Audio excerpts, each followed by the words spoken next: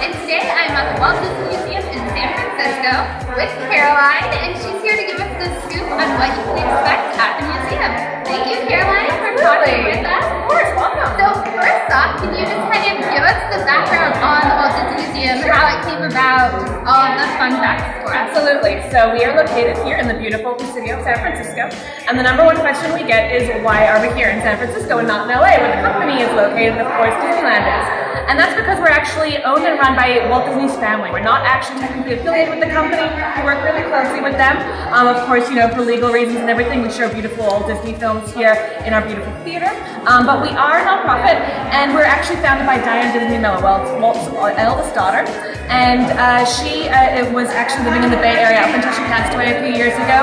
And all the Disney family are still in the Bay Area to this day. So when Walt passed away, his wife Lillian moved up to Napa Valley and founded Silverado Vineyards. And once she passed away, Diane and her husband Ron Miller, who was the CEO of the Walt Disney Studios for a time as well in the 80s, he worked really closely with Walt in the 60s as well. He's a producer on a lot of live action films. So they're very much both part of Disney history. And they were living in Napa Valley, and they took over Silverado Vineyards, and they had all of Walt's belongings just stored in a warehouse here in the Presidio. And they needed something to do with them. They wanted to preserve them, they wanted to showcase them to the public, and Diane had also been pressured for a long time to write a book about her dad, to keep his story alive. So she was like, well, this will be my book. I'll build this in San Francisco where I am so I can oversee everything, and she was very detail-oriented, just like her dad. She made sure everything was just how she wanted it to be, and they took everything out of that warehouse that was in the Presidio and showcased it here. And the Presidio is really special. We have a memorial to General Pershing here in the Presidio. General Pershing was one of Walt's war heroes, and actually during World War I, when Walt was in the Red Cross over in France, he drove around General Pershing's son for a time. So we've got a few little ties to Walt, which is really cool. But yeah, so we now still own and run by the family. As I said, Diane passed away a couple of years ago, but Ron and their 7 kids, so Walt's grandkids, all on our board of directors, and we're still very much a family-owned business. So we will stay in San Francisco. Next year, we're going to celebrate our 10-year anniversary.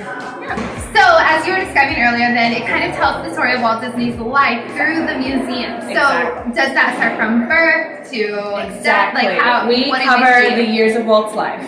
So he lived for 65 years, born in 1901, passed away in 1966, too young, of course. We start right from the moment he is born. We tell a little bit about his ancestry and how his family came from Ireland over to the States eventually. And then we tell his story from when he was born right until he passed away. We go through chronologically through 10 interactive galleries, and we do a little bit of both his personal life and professional life, kind of telling those two stories simultaneously. Of course, a lot of that personal stuff is recollections from Diane herself, quotes from Lillian, a lot of really cool home movies and family photos that had never before been seen until we opened our museum, which is really cool. And then some interesting parts of like Disney history and his professional life that people might not know too much about. What happened during World War II when the studios kind of had to shut down, and they worked on a lot of pro-Allied films. There was also right before that in the early 40s a strike, an animator strike. And so like little kind of more unknown facts about Disney history that we kind of delve into as well, which is really cool. So out of all of the things in the museum, what is your favorite part? I have to say we have a very cool artifact. It's the multiplane camera. There's one of only 3 in the world. One is located at Disneyland Paris, the other is located at the Walt Disney Studios in Burbank, and we have the 3rd one. And it's very cool. It goes over 2 stories, so you can view it from inside the galleries and look down into our gift shop, which is really cool. It's located in a gallery that looks a lot at films that are being developed around the multiplane camera. Really came into use. My personal favorite, Fantasia. We have a really cool case of Fantasia artwork. So I particularly like that gallery too. But there's so much to see. We also have a really cool model of Disneyland. It's a miniature model that kind of portrays what Disneyland looked like during Walt's lifetime, like a mix of different attractions that he worked on over his era of the park. So that's another big draw card that everyone loves to see. So I'm about to go into the museum, and I'm going to film it and show everyone the different pieces of it and bring it all together. So this is like just in San Francisco, but there's so many different Disney things. Like, what do you think makes this so special and is something that people need to come see? Absolutely. Well, I think, as I was saying before, we really tell that personal side of him. We are the only official Disney Family Museum in the world. There is a very small museum also in Marcy, Missouri, his little hometown, which is really cool. I'm from Kansas City. Oh, perfect. So you know. Yeah. So that's a really cool museum that we work with a little bit. But Diane herself, oversaw every little element of this museum. It was all told exactly how she wanted his story. It was built exactly how she wanted. And so it really kind of, on a personal level, what the true story of Walt's life, and we kind of break down a lot of stereotypes about him, a lot of myths about him that you guys probably know a few, and really kind of tell his story from the perspective of the family and what a good person he was, in addition to what a genius he was. Wonderful, thank you so much. Okay, now let's go inside and see the museum.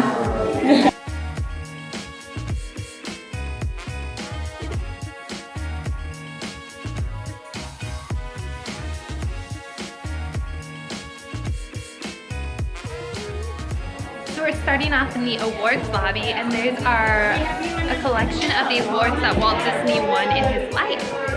Okay, so I just walked into the museum, and we are in the first room. So let me give you a look at what you can expect to see. You can see that there's a lot of people in here looking at the museum. But this is the first room, and this is also the very start of Walt Disney's life.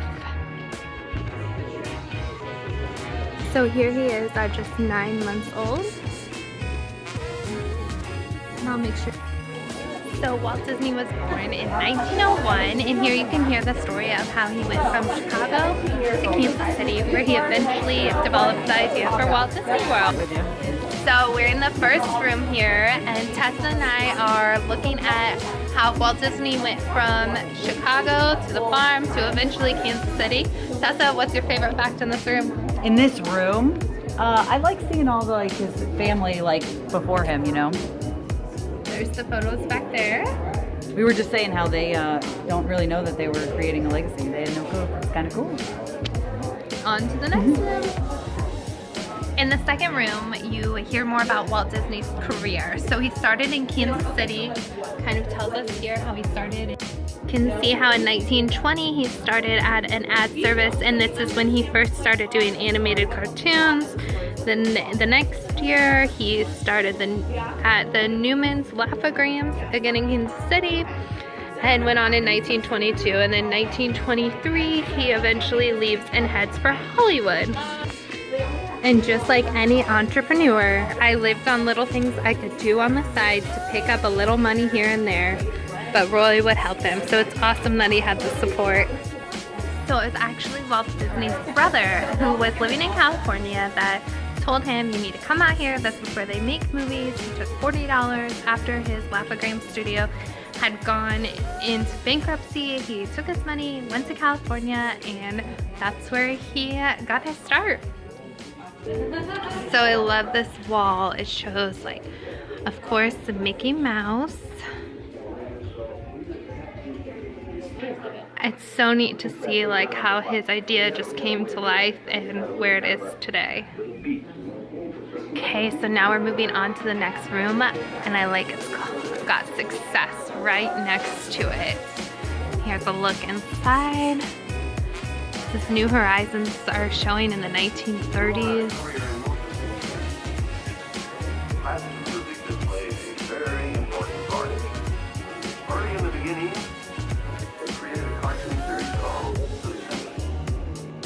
Simple, short subjects that relied heavily on the works of classical composers.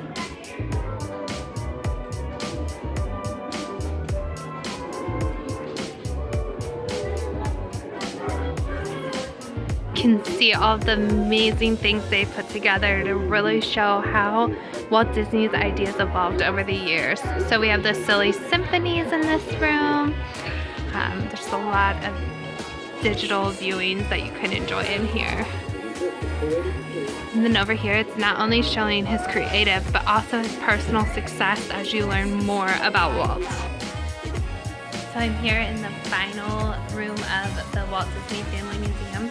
And I have to say, they did an incredible job of telling Walt's life story, sharing fun facts, some things that you may not know, different information about the movies, how his ideas came, his struggles, his successes, how one man had a vision and he brought it to life, and look at how far it's come, and you can really see his life go from start to the finish and everything in between. And in this final room, there's different videos that will play, and you can sit and enjoy it and rewatch all the amazing things that Walt Disney brought into this world.